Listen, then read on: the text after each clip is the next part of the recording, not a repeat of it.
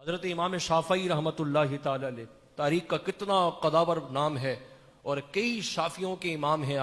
آپ کے تاریخ میں سیرت میں ملتا ہے کہ جب کبھی شریعت کے کسی مسئلے پر مجھے جواب نہیں بن پڑتا اور میں الجھ جایا کرتا تھا تو امام اعظم ابو حنیفہ کے مزار پہ حاضری دیتا، وہاں پر نماز ادا کرتا، ان کے صدقے اللہ سے دعا کرتا، اللہ میرا مسئلہ حل کر دیا کرتا تھا۔ تو بزرگوں نے تو خود لکھا ہے کتابوں کے اندر کہ عبادت میں اگر روحانیت چاہیے تو ایسا قرب تلاش کرو کہ جہاں آپ عبادت کرو تو تمہارے آس پڑوس میں اللہ کے ولی کا مزار بھی ہو،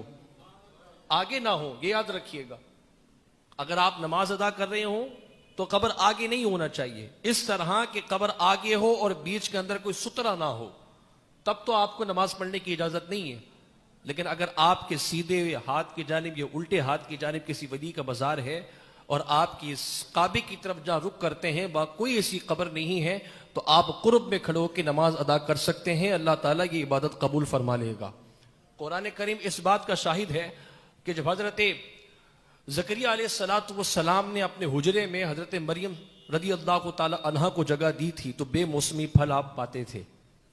اور پوچھا تھا کہ بیٹی تمہارے پاس یہ کہاں سے آتے ہیں؟ تو انہوں نے فرمایا تھا کہ بے موسمی پھل مجھے اللہ عطا کرتا ہے۔ حضرت مریم رضی اللہ تعالی عنہا جب حضرت زکریا کے پاس تھی، وہ حجرے میں تھی، تو وہاں پر جا کے کوئی آپ کے علاوہ کوئی مرد نہیں آتا تھا، لیکن اس کے باوجود بھی بے موسمی پھل، سردی کے پھل جو سردی میں آتے وہ گرمیوں میں آپ کو ملتے اور جو گرمیوں میں آتے وہ سردی میں مل جایا کرتے تھے۔ تو حضرت زکریا علیہ السلام نے جان لیا کہ یہ جو مقام ہے جہاں پر یہ پیاری بچی ہے،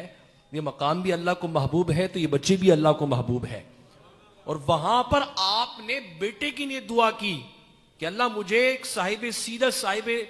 صاحب اولاد عطا فرما، صاحب اولاد مجھے کر دے، مجھے بیٹا عطا فرما۔ تو اللہ نے اس ولیہ کے تصدق میں مانگی جانے والے دعا کے بدلے میں حضرت یحییٰ علیہ السلام کے نبی ارشاد فرمائی، ان کو خوشخبری عطا فرمائی۔ اس آیت مبارکہ کے تحت تو مفسرین نے لکھا ہے کہ جہاں اللہ والوں کا وجود ہوتا ہے وہ مقام اللہ تعالیٰ کی رحمتوں کا سبب بنتا ہے، وہاں موجود ہو کر وہاں رہ کر دعائیں کرنی چاہیے۔ ہم مانگ کس سے رہے ہیں؟ اللہ سے مانگ رہے ہیں۔ ہمیں معلوم ہے کہ خالق مالک اللہ تعالیٰ ہے،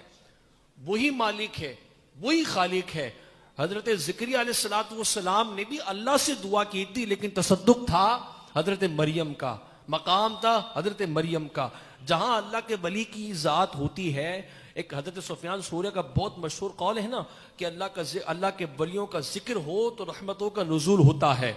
ذکر ہو تو رحمتوں کا نزول ہے، اور جہاں خود صاحب ولی موجود ہو تو وہ جگہ کتنی برکتوں والی ہوگی۔